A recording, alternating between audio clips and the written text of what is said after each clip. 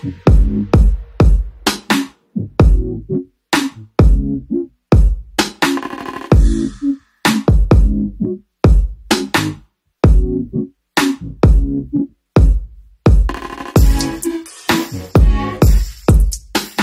guys, welcome back sa Kavango Diaries. Ako si Kuray at ngayon naman ay patuloy pa rin naman natin yung series natin para sa X5 sa pag-e-explore ng mga features nito. Kaya kung bago ka lang sa channel ko, be sure to click like and subscribe. Hit the notification button para pa sa mga ganitong klaseng videos. Kaya ang di-discuss naman natin ngayon is, explore muna natin ngayon is itong buong infotainment system. Kaya kung ready ka na, tara!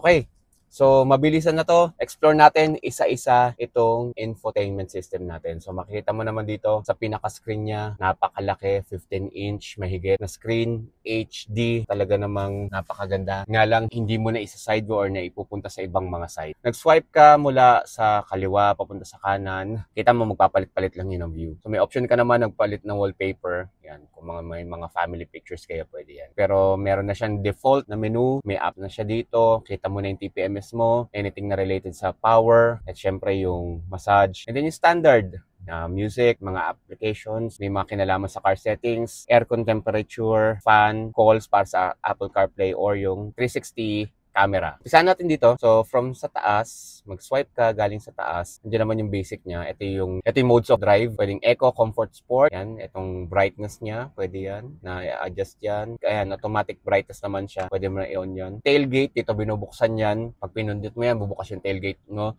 Meron din manual button sa likod dyan. Meron ding HUD adjustment para dun sa harapan. Sunroof, sunshade. Ayan. Kung gusto mong control yan. And then, driver seat, massage, menu, yan. Automatic na siya dyan. Kung gusto mo rin ng ventilation dyan. Yan. Diba? Okay. Yan. Hanggang sa mag-off yan. Kung ano yung... And then, pwede mo edit. Dagdagan mo ng menu. Para sa akin, mas maganda siguro. Hold mo lang to. Tapos, drag mo doon sa gusto mong part. Tulad yan, may power na siya. Diba? Ganon. Siguro maganda on mo yung wireless charging, tapos ventilation muna dahil number 1 yan, pag sumakay ng sakyan, mainit, at least yung ventilation. At number 2, yung mga pasahero natin, gusto rin naman ng konting masahe yan. Pero nasa iyo na yan kung ilalagay mo itong power off dito. Ang worry ko lang, pag nilagay mo yun dyan, baka mapindot habang umaandar kayo. Delikado. So far, yan lang naman yung aking gustong yan. Yung mute mo yung media, pwede rin naman dyan. Pero meron naman dito na dial para i-off yan. So, complete na yan. So, nandiyan na siya. Nakalagay na siya. So, andito rin yung rest mode na option. May sounds yan. Or, kung ikaw ay magka-camping, camping mode. Kasi, andito na yung option para yung ma-set up mo siya ng power share. Yan. Yung maglalagay ka na ng mga devices dito sa kanya. Okay, so back to camping mode, exit camping mode, exit. So, back to home. So, ito na yung pinaka-home natin.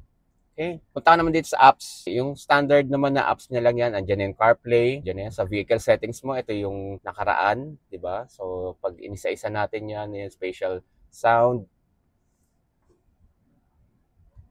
or virtual arena, ito yung mga choices mo. Anong klase ng listening experience ang gusto mo? Kung spatial sound yan, may mga settings lang din dyan na mag-activate kung naka-CarPlay ka. Tapos, yung rear fog light, yan, i-on mo na manual. Yung HUD adjustment mo, comfort seats mo, nandyan siya. Andito rin sa shortcuts na to, yan, yung mga controls kanina. Ma-close open mo yung trunk dito ng mabilisan sa shortcut, ba? Yung comfort seats mo, andito yung settings na kailangan mo.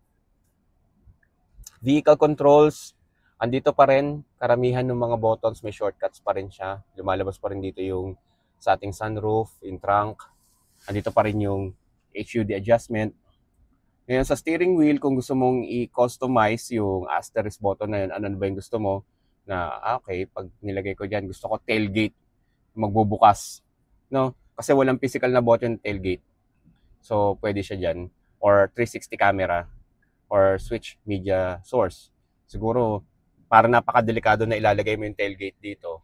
Dahil baka habang umaandar ka, mapindot mo. Para sa akin, mas maganda na medyo pwede mong tignan yung 360 camera para sa kanya. And ito yung mga options na gusto mo.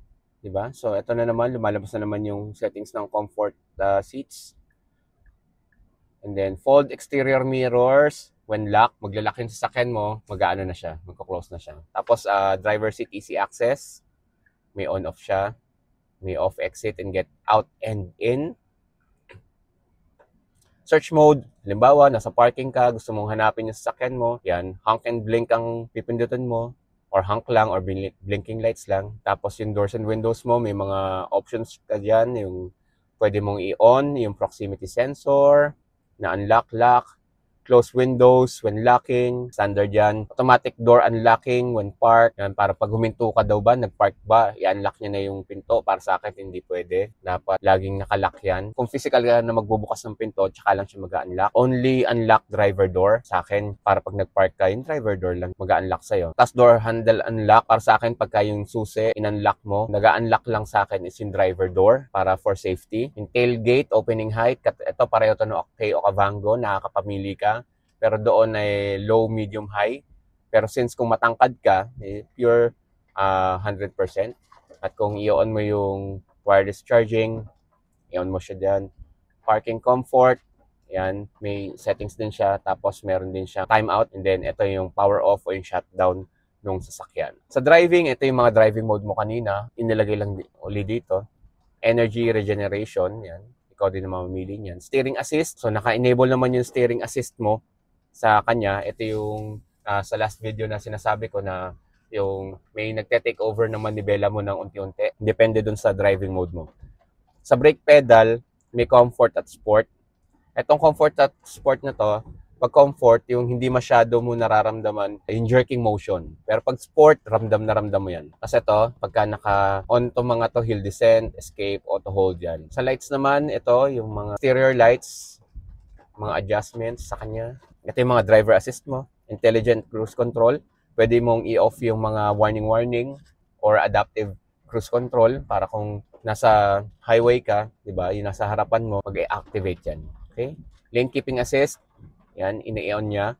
Yung naka-on dito is yung steering wheel vibration, tsaka emergency lane keeping assistance. Tinutulungan kanyang ma-maintain ka dun sa isang linya. Pre-collision, yung bago ka mabangga, yan, yung mga automatic braking ka. May forward collision, yan. Rear collision, yan, rear cross. So, importante na at least naka-on yan. Intelligent reminder, ito yung mga speed limit, nagbi-beep, tumutunog sa sasakyan mo. Yan, may mga options ka na i-off din siya dito. Voice assistant, yan, ito yung mga voices na naririnig mo, yung voice command, may mga voice command to. So, kung gusto mo na lalaki o babae. For display, yan, auto, sa umaga, yan, sa gabi, nagda-dark mode siya. Pwede ka mag-select ng wallpaper. Instrument cluster, ano yung liwanag ng instrument cluster mo. Center display brightness, yan, automatic din yan. Ito yung mga conversion. Ano bang gusto mo? Celsius o Fahrenheit, kilometer per hour or miles per hour. Ano bang gusto mo? 24-hour or 12-hour. Time zone natin. Pero dapat, di ba, time zone ay ano, plus 8 hours. Singapore. Yan, Hong Kong. Yan. Date ngayon, date format, year, month, date, saan kasanay, diba? Pero sa Pilipinas kasi, masanay tayo ng buwan, araw at taon, remaining range, yan. Pwede maging dynamic o standard, diba? Then tire pressure, yung TPMS mo. So normally PSI naman yung ginagamit yan. Sa sound settings, yan. Ano ba yung gusto mo sa mga sounds mo? Nakokontrol mo yung voice, gaano kalakas pagka may nagsalita, pag may tumawag, may ringtone, speed dependent, low volume control. Halimbawa, mabilis sa sasakyan, nag-a-adapt siya, tumataas at lumalakas, tumihina rin siya. Touch, feedback, anong gusto mo? Yung may pagka pumindot ka, may kasamang tunog na konti, di ba? Tapos yung vehicle alert, ito yung pag nagbi-beep siya, gaano kalakas yung beep na gusto mo para ma-alert ka. Ito meron siyang ding wifi eh. On-off mo rin yung wifi ng sasakyan. Kung gusto nyong mag-connect dito, yan, pwede naman. Wala lang SIM card tong sasakyan na to. And then yung mga devices mo, ito yung mga Bluetooth devices na available na nakikita niya. And for my vehicle, ito yung mga general information ng sasakyan. Yung name, pwede mong palitan, anong pangalan ng sasakyan mo. Service and maintenance, nasabi niya, ilang araw pa at ilang kilometers pa. Ito yung wiper maintenance at saka kung ito-tow mo siya, meron siyang tow mode, VIN number, software version, other information. At kung gusto mo i-reset lahat ng settings, andyan siya. At andito rin yung information ng TPMS mo, yung tire pressure monitoring mo. Tapos, ang odometer reading niya nasa 3,100 na. At may remaining range pa siya na 275 kilometers. Yan. Lipat tayo dito sa aircon. Yan, pagdating naman sa aircon, straightforward naman siya. Ito ay synchronize sa lahat kung ano yung temperature ng kabila at kaliwat kanan. Diba? So, rapid cooling, warm cooling, may mga option siya. May fan control ka rin. Yan, gano'n ka yung fan. Calls, yan. Meron din naman mga information na gusto mong i-enable, disable. At the same time, itong 360 camera. Okay, so ang comment ko lang dito kung gagaling ka kay Okavango is this one.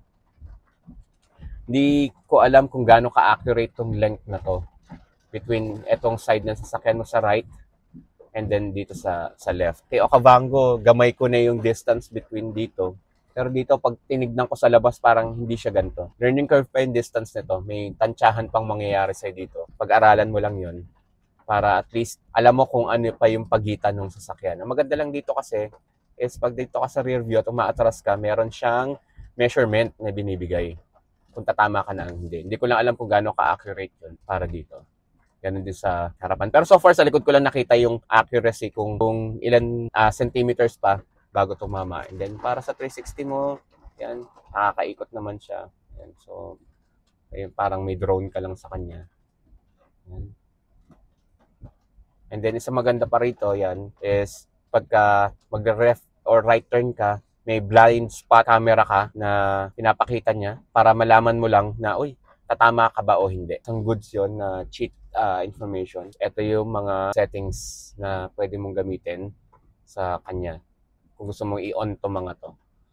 Baka by default talagang naka-on to. So pag nag-back to home ka, ayan, ito lang naman yung mga menu na pwede mong i-enable sa sasakyan mo.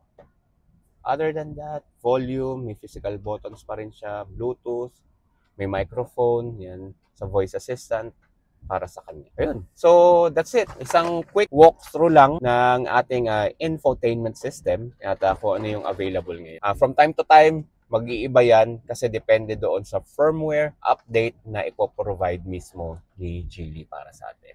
Pero other than this, as of October 2025, ayan yung mga current functions and menu nitong ating infotainment system. Okay? Siguro naman may natutunan tayo dyan. At kung may natutunan ka, like and subscribe ka na dito sa ating channel na to para pa sa mga ganitong klaseng videos na related kay EX5. Again, thank you so much for watching. I'll see you again next time and peace.